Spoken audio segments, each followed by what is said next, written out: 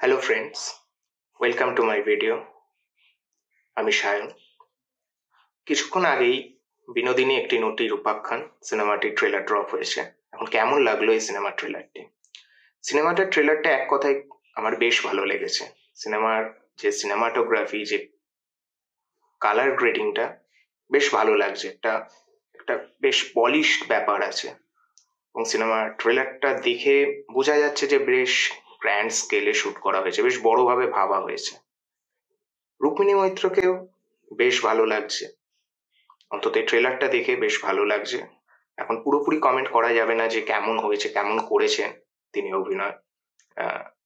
বিনোদিনী দাসের চরিত্রটা কেমন ভাবে ফুটিয়ে তুলেছেন এখন কমেন্ট করা যাবে না, যতক্ষণ না ফুল সিনেমাটা দেখছি।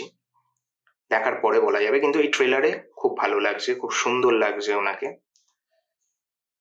বাদ বাকি যেসব অভিনেতারা আছেন তারা যথেষ্ট দক্ষ। কৌশিক গাঙ্গুলি গিরিশ ঘোষের ক্যারেক্টার করছেন, তো ওনার অভিনয় নিয়ে কিছু বলার নেই। আমি জানি যে উনি খুবই ভালো করবেন এবং ডায়লগগুলো বেশ ভালো লাগছে ট্রেলারটাতে।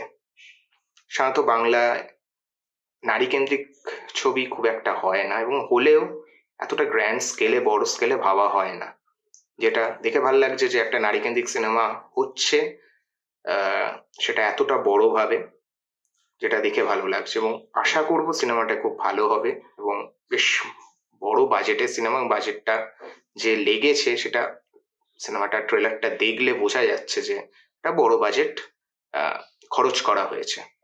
তো আশা করব সিনেমাটা খুব ভালো হবে এবং ভালো ব্যবসা করবে। এখন এই পর্যন্তই। আপনাদের কি মতামত কমেন্টস করে জানাবেন এবং ভিডিওটি ভালো লাগলে লাইক, শেয়ার অ্যান্ড সাবস্ক্রাইব করবেন। Thank you, bye by.